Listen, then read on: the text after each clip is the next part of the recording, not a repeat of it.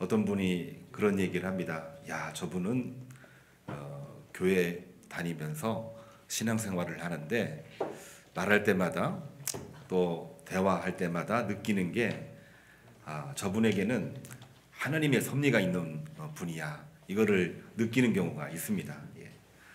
물론 반대도 있지요. 교회는 다닌다고 들었는데 하나님의 섭리보다는 세상 논리가 더 많이 작용하고 있는 것처럼 느껴지는 이제 그 성도들도 종종 있습니다. 우리는 어떠한 사람일까요? 내가 주의를 송수하고 하나님 앞에 봉헌하고 또한 말씀대로 살려고 신앙생활을 하고 있는데 우리들 마음속에 하나님의 섭리가 있다고 생각이 되십니까? 아니면 하나님의 섭리보다는 세상 논리가 더 앞선다고 생각을 해보십니까? 그거 비슷한 거 아닙니까? 또 같이 존재하기 때문에 구분하기가 쉽지 않지 않습니까? 그런 얘기 할 수도 있지만 분명한 것은 신앙인이라고 한다면, 하나님을 믿는 사람이라고 한다면 우리 마음속 깊은 곳에 하나님의 섭리가 분명하게 존재하고 있는 것입니다. 우리는 종종 반복되는 일상생활에서 권태감을 느끼기도 합니다. 권태감을 느낄 때마다 이런 생각을 많이 하는 것 같아요. 뭐 좀 신선한 거 없을까? 요즘 더 그렇습니다. 근데 신선한 것을 찾기는 하지만 찾는 게 쉽지가 않고, 찾았다고 할지라도 영원하지 않아서 일시적인 만족, 그리고 그것도 정확하게 만족감을 주는 것이 아니기 때문에 대리 만족에 머무를 때가 참으로 많습니다. 왜 그러한 일이 우리에게 반복될까? 물론 여러 사람에 따라 해석이 있을 수가 있겠지만 제가 경험하고 제가 느꼈던 것을 얘기해 보면은 우리 자신이 세상 논리에 너무 집착해 있어서 일희일비 하나의 너무 큰 소망을 가지고 또 그 문제가 무너지면은 금방 마음속이 이제 비관에 빠지게 되고, 그러한 일이 반복되는 가운데에 뭐 좀 특별한 기적이 없을까? 요즘 말로 대박 나는 게 뭐 없을까? 그러한 것을 늘 기대하고 사는 것 같습니다. 다른 말로 한 번 더 간단하게 이야기를 하면은 하나님의 섭리보다는 세상 논리가 우리들의 마음을 조금 더 지배하고 있기 때문에 벌어지는 증상이 아닌가, 그런 생각을 참 많이 해보게 됩니다. 저도 그런 느낌을 받고 있기 때문에 제가 스스로 반성하고 또 회개하면서 이 말씀을 함께 드리고 있는 것입니다. 근데 일상생활에서 그런 느낌이 들기도 하지만 우리의 신앙생활에서는 어떠한 모습을 가지고 있을까요? 신앙생활에서도 신앙생활의 목적이 분명하게 있잖아요. 교회 왜 나옵니까? 왜 말씀을 읽습니까? 왜 하나님의 말씀을 가지고 기도합니까? 그것은 뭔가 목표가 있고 바라는 것이 있기 때문에 그렇습니다. 한 분 한 분 이야기를 해보고 대화를 해보면은 뭔가 큰 목적이 있는 경우들이 많습니다. 특별한 기적이 우리에게, 나에게 있었으면 하는 마음을 갖게 되고, 거기에 열정을 가지다 보면은 뜨거운 신앙들을 지향하는 것이 우리들 신앙생활의 일상적인 모습이기도 합니다. 그런데 참 좋은 일이죠. 또 그렇게 믿음과 신앙을 뜨겁게 열정적으로 갖는 거 매우 중요합니다만은, 그럼에도 불구하고 우리가 더 중요하게 생각해야 되는 것을 우리가 오늘 말씀을 나누려고 합니다.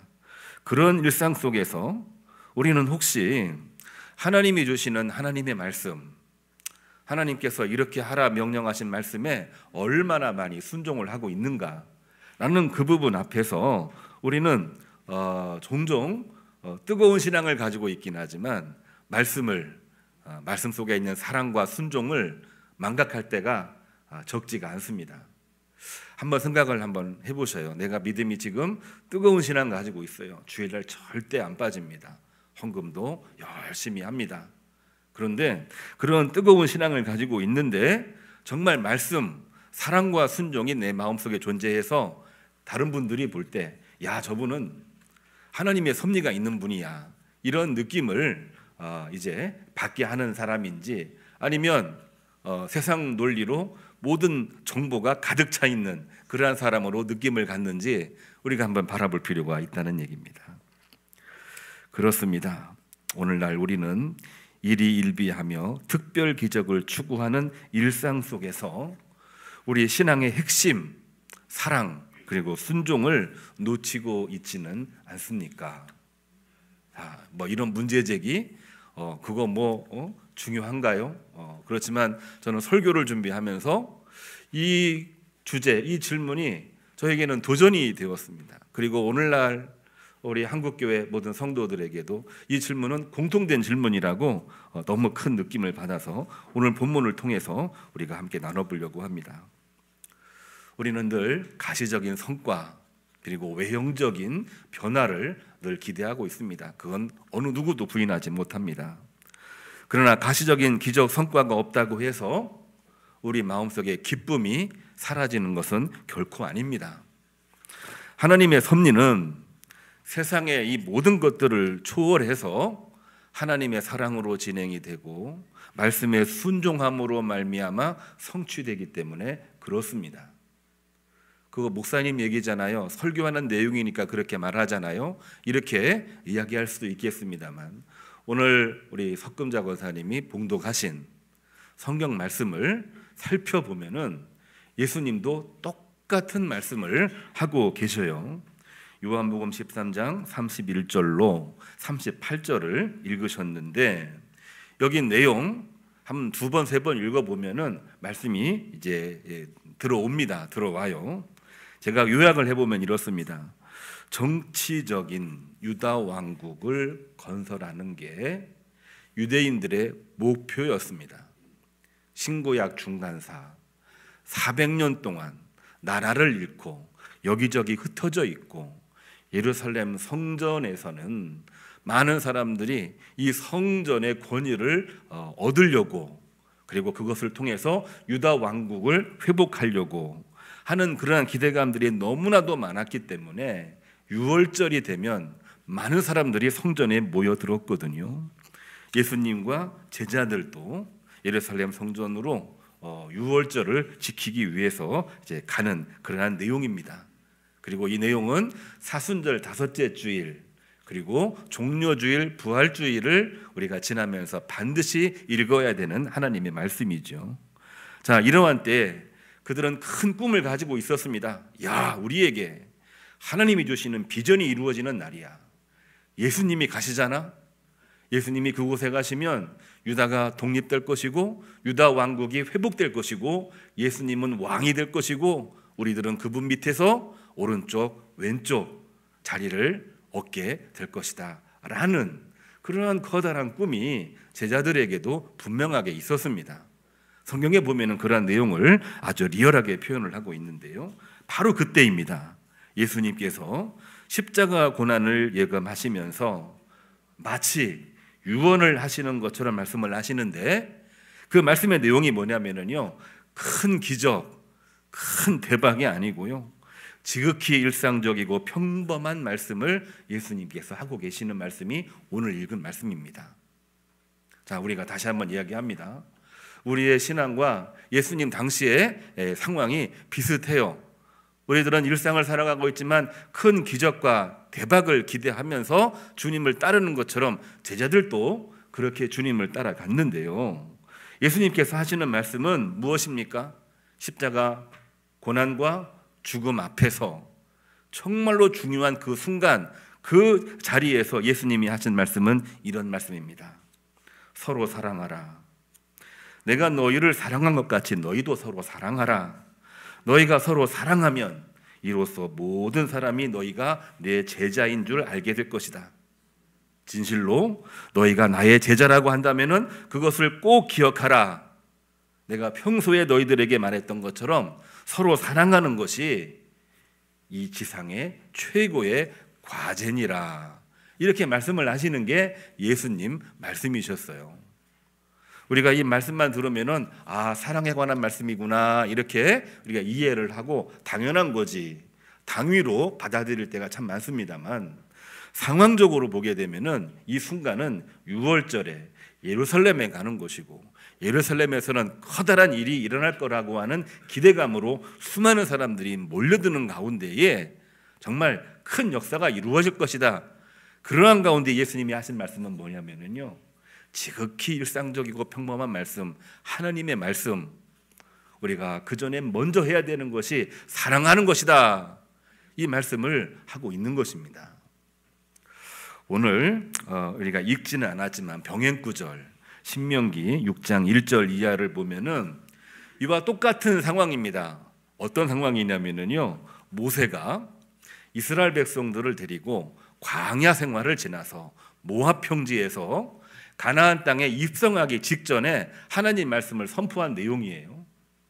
그들은 약속의 땅 가나안 땅을 아주 오랫동안 갈망해 왔습니다. 요셉 이후로 430년 동안, 뿐만이 아니라 출애굽 이후로 그들은 40년 동안 광야에서 그 어려운 일들을 다 경험을 하면서 언제 우리는 가나안 땅 약속의 땅에 들어가나. 그런데 그 모든 것을 다 지나서 모압 평지에서 요단강을 건너기만 하면 약속의 땅 가나안 땅이거든요. 그들의 마음속에는 뭐가 있을까요? 하나님의 뜻이 이루어지는구나. 이제 우리에게는 대박 나는구나. 여기에는 하나님이 함께 하시고 하나님의 거룩한 전쟁, 기적이 있을 것인데 우리는 이제 다 이루었어. 이러한 마음을 가지고 있는 바로 그때에 모세가 하나님 말씀을 전하는 내용이 바로 신명기 6장 1절로 9절에 있는 말씀입니다. 어떤 말씀인지 우리가 다 알고 있는 내용이에요. 이스라엘아, 잘 들어라. 우리 하나님은 오직 유일한 여호와시니 너는 마음을 다하고 뜻을 다하고 힘을 다하여 내 하나님을 사랑하고 이 말씀을 마음에 새기라. 거대한 기적이 아니라 일상 속에서 서로 사랑하고 순종하라. 다시 말해서 쉐마, 이 말씀을 들으라, 마음에 새기라. 쉐마에 대해서 말씀을 하고 있는 것입니다. 우리가 쉐마에 대해서는 너무나도 말씀을 많이 들었잖아요. 그런데 이 말씀이 그냥 평소에 우리에게 윤리를 가리키기 위해서 우리들에게 사랑과의 관계를 이야기하려고 하신 말씀이 아니고요, 가나안 땅, 약속의 땅, 그곳에 들어가면은 천지가 다 뒤바뀔 거라고 하는 그러한 기대감 속에서 모세가 하나님 말씀을 전하는데, 하나님은 그런 거 물론 중요하지만 더 중요한 것은 일상생활 속에서 사랑하는 것이다. 말씀에 순종하는 것이다. 자, 우리가 우리의 상황을 놓고 이야기합니다. 우리는 우리 상황 속에서 늘 큰 기대가 있는데요, 그러한 기대에 너무 몰입한 나머지 하나님 말씀을 잃어버리는 경우들이 너무나도 많은데요, 예수님도 모세도 이 말씀을 너무나 중요하게 말씀하시고 있는 겁니다. 병행구절인 요한일서 3장 13절에 사도 요한은 또 이렇게 이야기를 하고 있습니다. 제가 말씀을 한번 읽어드릴게요. 형제들아, 세상에 너희를 미워해도 이상히 여기지 말고 형제를 사랑함으로 사망에서 생명으로 옮겨간 줄을 알라. 믿음으로 살다 보면은 세상과 척을 지을 수밖에 없습니다. 세상이 우리를 미워할 수밖에 없습니다. 그러한 중에도 세상을 미워하지 말고 바로 그 순간 사망에서 생명으로 옮겨간 줄 알라. 사랑하라. 사랑하지 아니하는 자는 사망에 머물러 있으며 형제를 미워하는 자는 살인하는 자요, 영생이 그 속에 있지 아니한 것을 너희가 분명하게 알라. 그러니까 우리가 어려워도 사랑해야 되고, 정말 큰 어떤 목표, 뭔가 큰일이 일어날 것 같은 그 순간에도 하나님이 주시는 사랑의 말씀, 하나님이 주시는 말씀에 순종하라는 그 말씀을 잃어버리는 순간 우리는 다 해놓은 거 맨 마지막에 한꺼번에 다 잃을 수 있다라고 하는 것을 분명하게 말해주고 있습니다. 마지막 병행구절이 시편 31편 9절입니다. 시편 기자 다윗은 뭐라고 했을까요?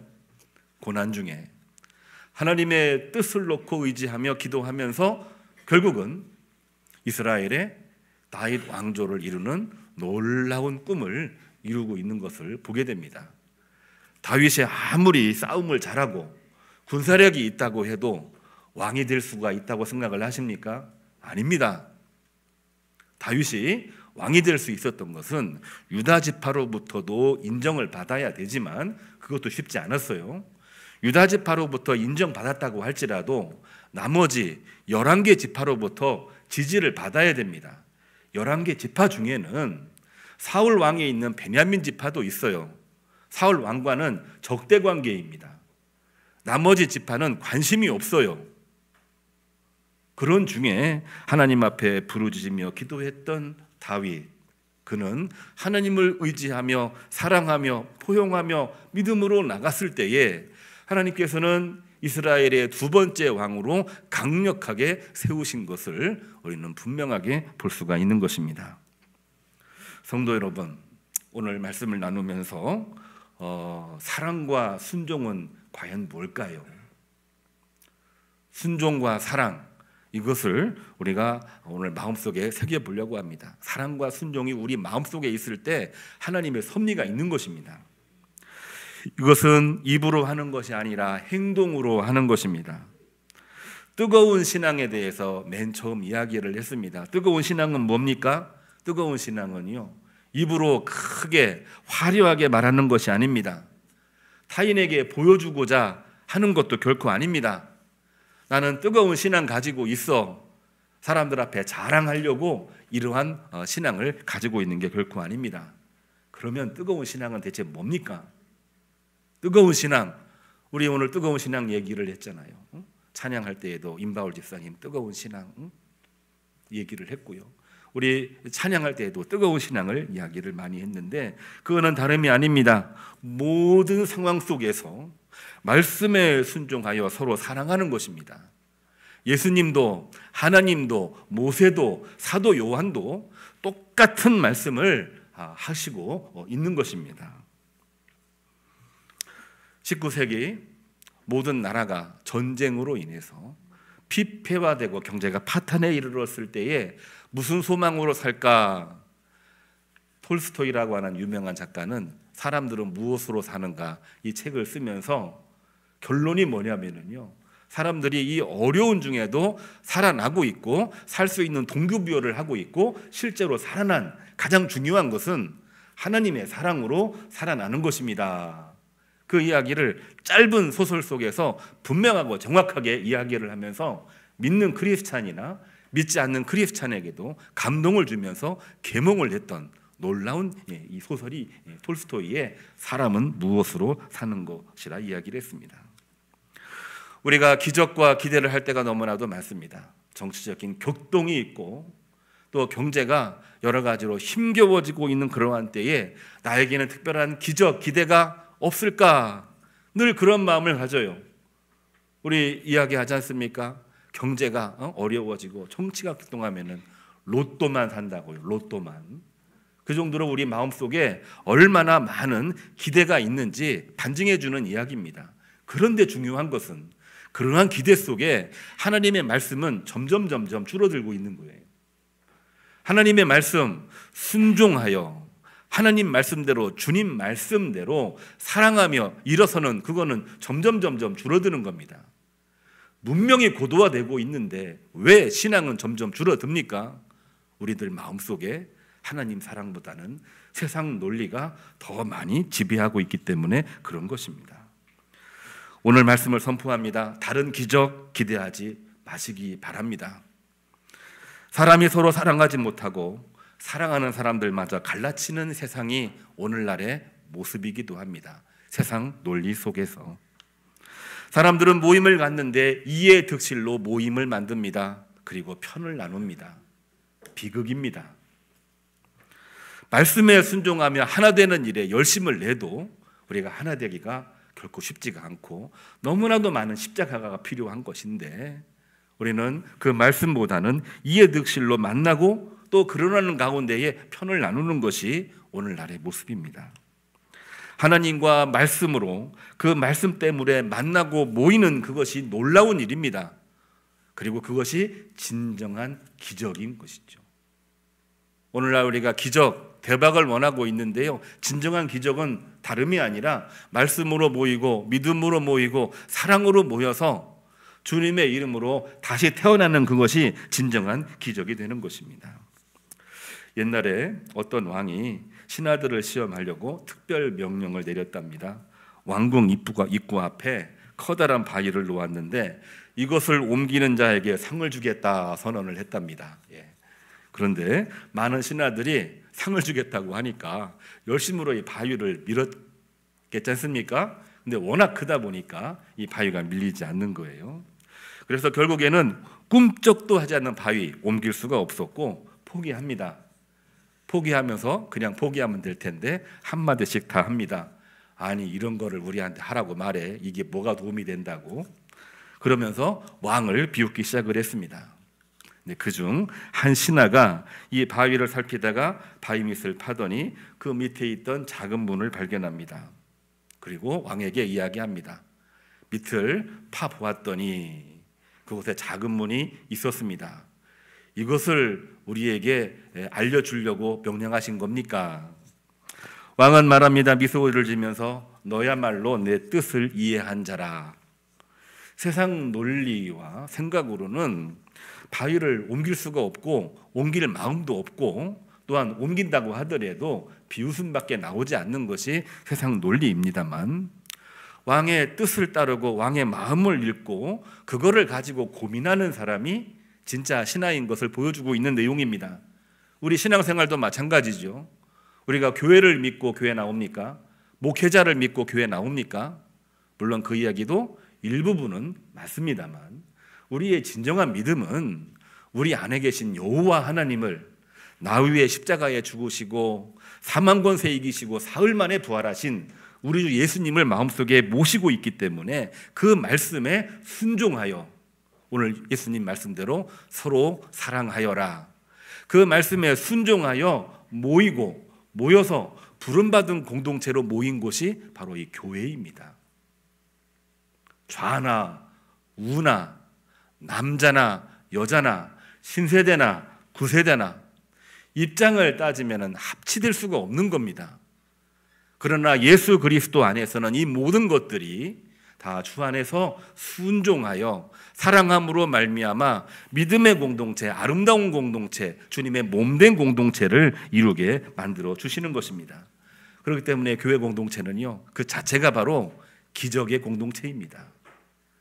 같이 할 수 없는 사람들이 같이 한다고 해도 결국에는 갈라질 수밖에 없는 사람들이 세상은 그렇게 갈라치기 하면서 서로 싸우고 있는 그러한 가운데에도 하나님 말씀으로 모여서 하나 되어 섬기고 사랑하고 변화되는 바로 그러한 공동체가 교회 공동체이기 때문에 그 공동체를 우리는 기적의 공동체라 이렇게 말하고 있습니다. 오늘 박진규 장로님 기도하시면서도 이제 6월달 창립주일이 가까워 오고 있기 때문에 우리 교회가 어떻게 출발했습니까?